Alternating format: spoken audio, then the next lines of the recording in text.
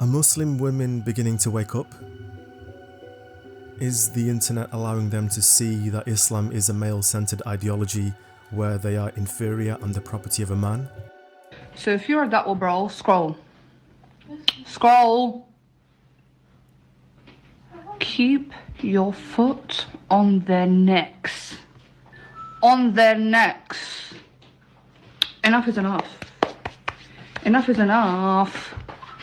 For years, we've had to listen to the condescending speeches, the dismissals, the constant harassment and unsolicited advice, and now, finally, we are speaking up. Keep your foot on their rusty, unwashed neck. Man, What's happening? what's going on in the Dawa world? They've started a revolution against.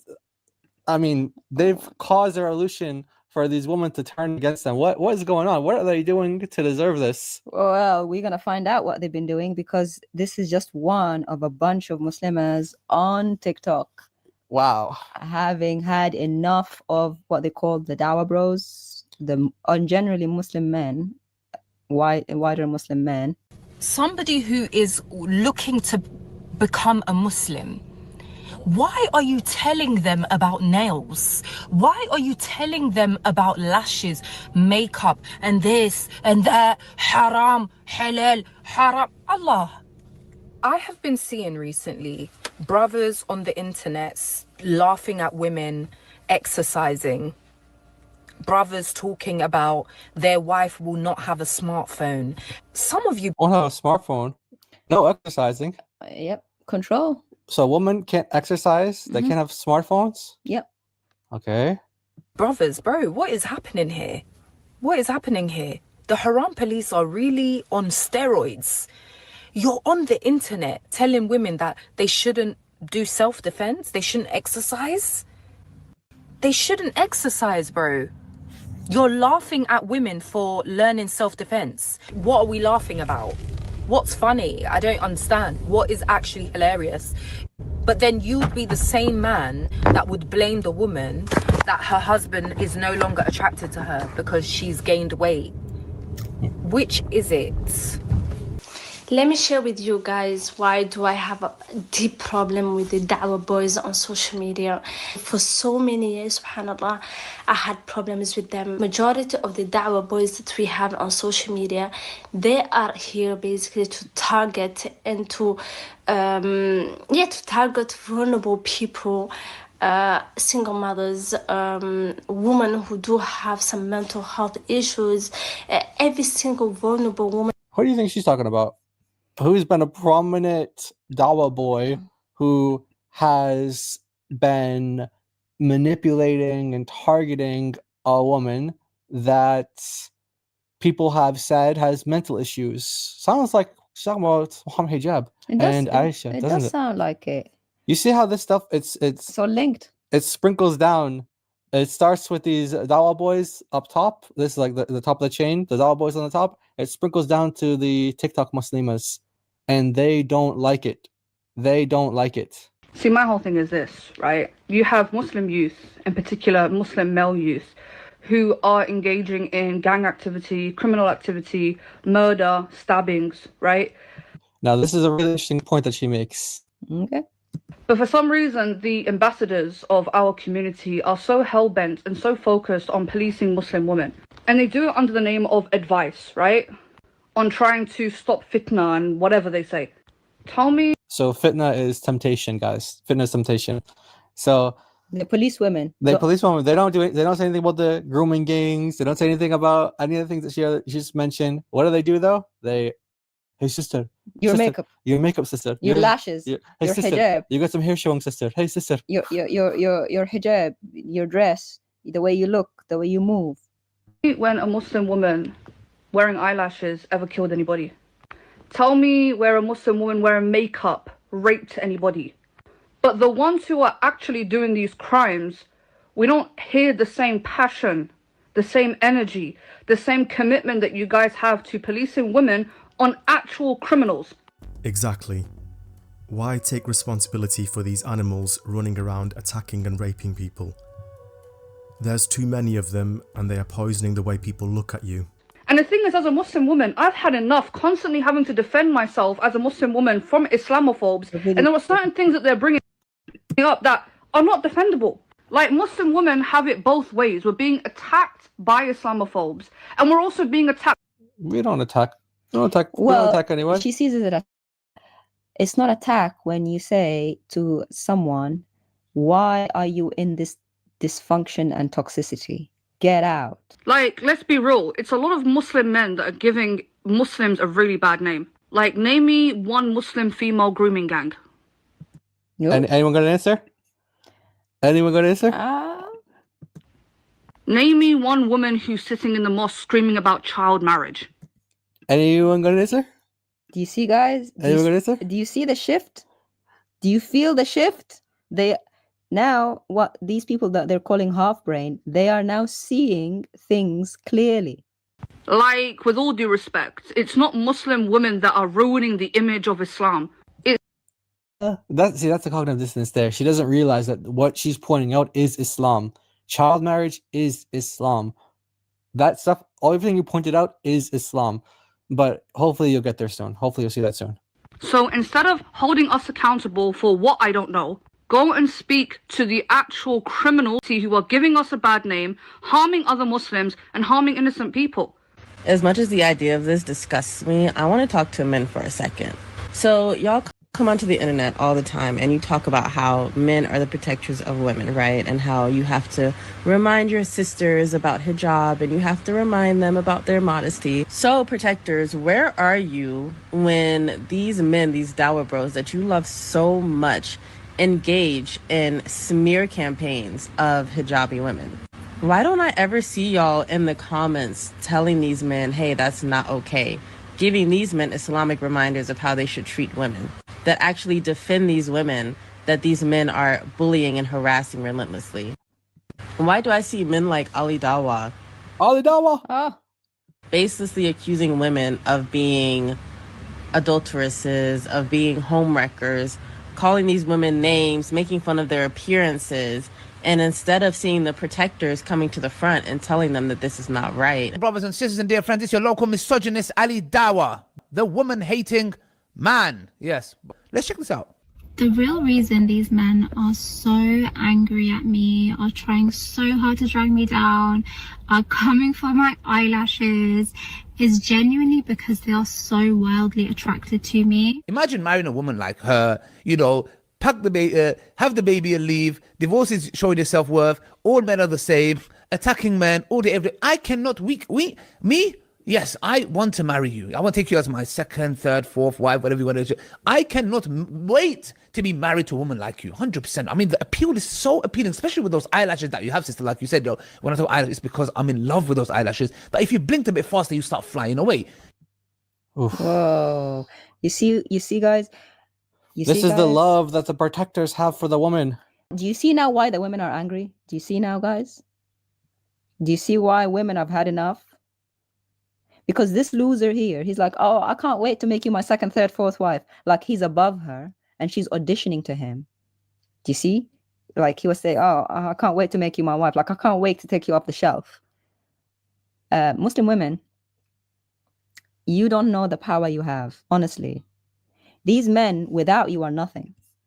Muslim men without women are nothing. If all these women leave Islam, these men will be nothing. It's good that you're now starting to wake up and say enough is enough. Leave them. Imagine what will have happened to Muhammad if all his wives left him. Do you remember Surah 66 when Allah was like, if you revolt against him, Allah will show you. Allah will show you, and he will bring Jibreel and Mikael and all the angelic hosts against you. Surah 66. Muhammad got so scared when he thought that women were conspiring against him. At least Aisha and Hafsa were conspiring against him when he was sleeping with Maria, because he was sleeping with so many women. Some of them made teams against him and against each other. A whole surah came down from his fake heaven saying, be obedient or Allah will punish you all. Muslim women, you need to leave. This is where your power is. Well, sometimes they leave without their heads. So do it safely and wisely. But this is the way out. You guys see it. You see it. You're making videos about it. And these are the Muslim women who are going to grow into mothers, and then they're going to have children, and they're going to give children their ideas. And imagine just generations of people who think like this. Eventually, these dawah guys are going to have nothing. They're going to have no power over them. I see y'all in the comments on your knees for these men. So are you really protectors of women, or is your protection just having a wife, having sisters, and controlling where they go, what they do, what they say, how they look, controlling women financially? Is that what being a protector is to you? This right here. At what point do you wake up and realize that this isn't just the misogyny of men in general? This is the Islamically approved misogyny of men. So what are the husband rights? Number one, she must obey him as long as he does not order her to sin. And obedience in Arabic is always specified bil ma'roof, in kindness and in decent manner. And lots of the women have a problem swallowing this. It can't go down their throat easily. Why would I obey him? He's just a man. And men, they stink, they're bad, they're idiots. They come with a long list of insults. Well, let it be known that the status of man to his wife is unmatched, not even with the parents. Oof. I should obey my husband more than obeying my parents? Yes. If your father tells you something and your husband tells you something else, who should you obey? The husband, definitely. Nobody disputes in this. The Prophet says, alayhi salatu wasalam, if I were to order someone to make sujood to someone else, I would have ordered a woman to make sujood for her husband. So guys, he's saying sujood is the position when you go down in prayer and you kind of like bow down. He's basically saying, aside from Allah, if anyone else should be like bowed down to, it's a woman to her husband. Number two, one of the husband's rights, important rights, is to protect your honor. And this is what real Muslim women do. They protect your honor. She would never cheat on you or disgrace you or bring anything that would tarnish your honor. And she would protect and safekeep your wealth and your children. Allah says in the Quran, so righteous women are devotedly obedient, guarding in the husband's absence what Allah would have them guard. They protect you when you travel, when you go, they preserve their chastity. Number three, one of the rights of the husband is that the woman takes care of herself and beautifies herself. This is a form of worship. Number four, women must stay home. Allah mentioned in the beautiful verse number 33, surah number 33. This is a perfect number, 3333. You will never forget this. What does Allah say in this ayah? وَقَرْنَ فِي بُيُوتِكُنْ. Allah is addressing the mothers of the believers, the wives of the Prophet, where He says, subhanahu wa ta'ala, and abide in your houses and do not display yourselves as was the display of the former times of Jahiliyyah. Allah says, abide in your homes. So you may go out when needed. When your husband allows you to do so, no problem. But as we see women nowadays having their own cars, and every day they have to at least go 2-3 times. Where? Well, I'm fed up. I just want to go and drive around. This is not Islamic. I said, Sheikh, why? It's because Allah told them to stay home. You want to go and buy something from the grocery shop that is needed? No problem. You want to go and visit your mom and he allows you? No problem. But just to go and be on the road. And some of the brothers called me, Sheikh, my wife left yesterday after bickering and fighting at 2 a.m. and she came only the following day. Where was she? I don't know. She even disabled the tracking device on her mobile, so I don't know where she is. And she blocked me. What kind of a wife is this? Are you a real man? Hold on. He's upset about the fact that his wife blocked a tracking device. Like, no, that this in the UK is considered like abuse, basically, like following someone around. And that's not me getting started on the fact that women should stay indoors. And I've heard this as well, like, and I've seen the real life implication of this. It's tragic, never leaving. And it's like, that is a miserable way to live. That is brutal. That is horrific. I think it's a human rights abuse because you're actually restricting someone's freedom of movement. Like, it's horrible. It's horrible. And no human should have to live thinking, can I go out? Like, I can only go out if it's absolutely necessary. Absolutely awful. And it breaks my heart that some women are having to live in these conditions and they think it's divine and their husbands are enforcing this on them. Number 5, she should not allow anyone to enter your home without your permission. Usually normal men have no problems. I have no problem at all. Whomever goes into my house, my wife doesn't call me, says, I want to bring a friend, I have visitors. No, this is normal, 99.9%. Even going out, my wife has an open permission. It is the man's right to demand, no, you don't leave without telling me. Number 6, imagine how important the husband is in his wife's life. She must not fast, voluntary fasts, even Arafat, even Muharram, Ashura, we're coming, Mondays and Thursdays. She cannot fast without his permission. And this is a must. Subhanallah. Why? Because he might be interested. He might want her. And it is his God-given right. The Prophet says, it is not permissible for a woman to fast while her husband is present except with his permission. And she is not allowed to allow anyone in his house except with his permission. So basically, guys, in this situation, like, when you fast in Islam, something else you have to abstain from is like sexual relations, you know, with your significant other.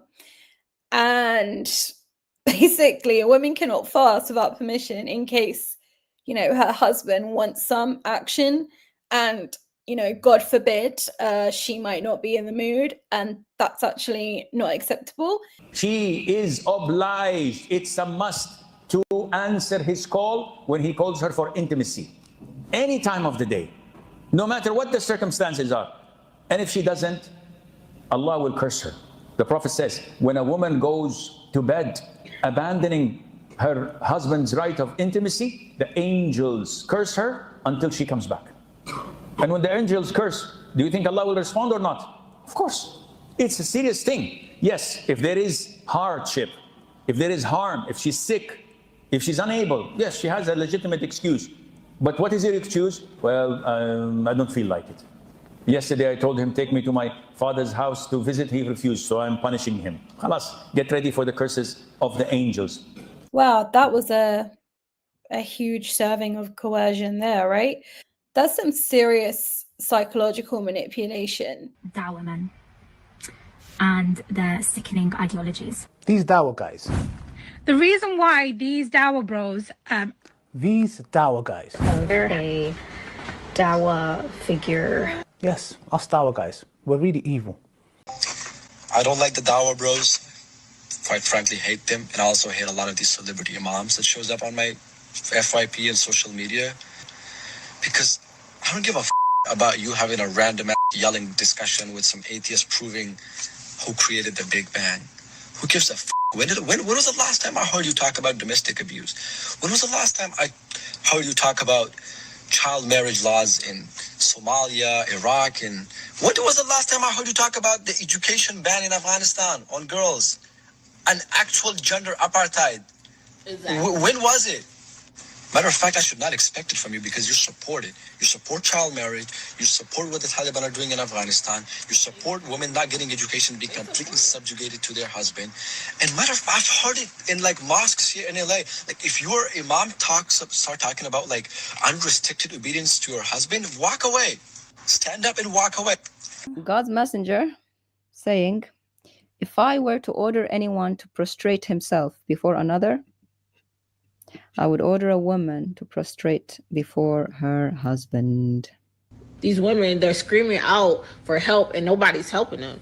Like the imams, they have to start doing way better. Nobody's protecting women and children, especially children.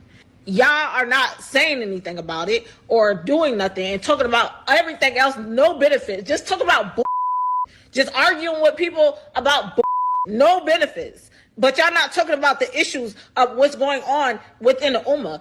You can tell she's speaking from experience here. Yeah, she's really hurt, you guys. You can tell she's got a lot of pain in her face and in her voice. Around the world. And this is just an excuse for these sick individuals to be pedophiles.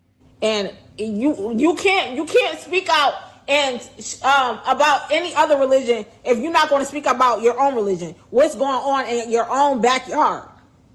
And as a Muslim, and I see things, and as Muslims, when we see things and the wrong things, you're supposed to speak out. You're supposed to say something. And the women are now saying, why aren't you saying anything? Why aren't you doing anything? Why you let us keep living like this? It's because it's a cult. That's what it is. And I know she feels that when you see something wrong, you're meant to say something. That's not what Muhammad said. Muhammad said, Allah wants you to not expose your brother's sin. They think it's a virtue to keep quiet about each other's sins. Y'all, we had to do more when it comes to these issues. There's a lot of pedophiles. That's what I'm trying to say. That's what I'm trying to say. Not just a lot of pedophiles. Y'all be expecting women to be obedient to a man, her husband, while simultaneously getting her head knocked up, like getting her whooped. And y'all want her to be obedient. These women be getting their front teeth knocked out. Bloody. Broken arms. Broken femurs. All types of stuff that be going on. This is not Islam. This is not Islam. This is Islam. Yeah, it is Islam. More than you know. Islam is Islam. Yeah. It'd be like, because y'all are okay with this. Not only is y'all okay with this, it'd be like, oh, that's my aunt. He will never do that. And then it'd be mad evidence. The girl be going to the woman be going to the hospital. Nobody's doing anything about it. And that's messed up. That's really sad. It's very specific. Yeah. She's talking from experience. And so, yeah, guys, just pray for her. Pray for all these women. And pray for the men as well. We pray for all the repentance. But this revolution is real. Yeah, it's people are mad. Real. Yeah, women are now angry. Sisters, you should not breathe, because the way you breathe could be indicative of something. Sisters, don't go outside. Sisters, don't speak. Sisters, don't do anything. Sister, I have a gentle reminder. Your neck is out. Sister, gentle reminder. Your hair is out. Sister, gentle reminder. You're not properly dressed. Sister, gentle reminder. Sister. And 9 out of 10 times, these guys that claim to be advising you really want something out of it. They really want to get married to you. They really want to know if you're married, or they will make you a second wife or propose Messiah to you. All right. So here she is, guys. She's on the panel with Ali, Dawa, Raw. And that starts with accountability, brother. Like I said, this whole Da'wah bro scene has become a mess, right? I used to watch Ali Da'wah's videos when I was like 15. But when we're sitting there using our platforms to speak about the battle of the sexes and men and women, and with all due respect, Ali, you brought that absolute nutbag, Mahdi Tijani, to... You guys remember this guy? Yeah, Mahdi Tijani. Remember, he was the guy who said that, if you guys didn't see the episode, they were talking about roles that men and women have in the Islamic family. Mm-hmm. And he was saying that he puts on like white noise if his wife is in the hospital giving birth. And he's like, I'm not going to go to the hospital with her. Why would I go to the hospital with her? I'm going to put my alarm. I'm going to put my white noise on. I'm going to sleep right through it. And he was saying that if I get a maid, I might marry the maid too. So that's him. And apparently he's been bring some other stuff too that she's about to mention. Oh, yes. Sit with you guys on a podcast, a guy who literally admitted that he beat up his ex-partner and was restricted from seeing his children. What kind of message do you think you're sitting there? And the guy sat there talking about, if my wife is giving birth, I'm just going to leave her to get on with it and I'll be at home kicking my feet up. And if I get a maid, I'm going to marry. It was very macho talk, very boy talk. The guy didn't go unchecked. So check this out, guys. Look at this comment. And these videos are viral. The ones that we're showing you, these are viral videos. Look at this. Almost 3,000 likes, saying they're making me doubt my own religion. So some people are connecting it to Islam. Some people are connecting this to Islam. Look at this bottom comment here, guys. At this point, I'm becoming Christian. Look at that. And the name is Muslim Cardi Waves. The mad thing is, a lot of what they say can be found in the Quran or Sunnah. Now, that one doesn't have as many likes, but the Muslims are... But look, the Muslims are asking, Quran, like what, please? Yes. Yes. Aisha said from the beginning of time, I have not seen any woman suffering as much as the believing women. Is it not true today? Muslim women, you do not need them. You do not need them policing your bodies. You do not need them to tell you how to speak to God. These men do not define your spirituality. You do not need them. Now, there will remain a solid mass of women delusional enough to believe that Islam gives women special rights. But the internet is like bleach to Islam. Everything will be laid bare. For Islam, the internet brings the purity of oblivion. One of the most popular da'is on the planet, one of the most popular da'is in history, Ali Dawah, showing us how it's done. I have my wife on my right. Assalamu alaikum. Hope you well, inshallah. She's not going to be in the video, but she's going to have her say with this whiteboard that I bought her. So, okay, she's saying she made the video, not him. I don't know his opinion. Well, exactly, there you go. Okay, the Prophet, peace be upon him, told us he went to the hellfire and he saw a majority of the women of the hellfire. Most of you do not have your wife communicate using a whiteboard because you're not civilized. If you were more civilized, if you sat around wearing a tuxedo all day because you were civilized, then how would your wife communicate? You would purchase a whiteboard for her, whiteboard from Walmart, and say, when you speak using this. You write it out. Same thing you're learning your ABCs from. And what's funny is Ali Dawah is probably like, you see how we is encouraging girls to be educated, yeah? He's encouraging them to learn how to read and write. This is what Islam does, you see? Islam is the foundation for education of women, except Afghanistan, where they can't even go to school anymore, yeah? And we're proud of that. The civilizing impact of Islam. All this advancement in technology, yet they're still wiping themselves with paper. All this advancement, think about how advanced they've become. They're trying to go to Mars. They're trying to take over Saturn. We're trying to take over Saturn. I thought on Star Trek. Just look at who's here. It's a bunch of kids. And guys, do you see the partition on the left of the screen? There's a partition. There's a divider, and he's looking over on the other side of the screen. What's that mean? You got all the girls on the other side. Keep the boys and the girls separate. But Dearborn, Michigan, how Islam is here to civilize us because we do not know the proper Islamic way of cleaning ourselves. They don't know that you're supposed to wipe with an odd number of stones. They don't want you to be successful is because they're jealous of what you have. The Christians.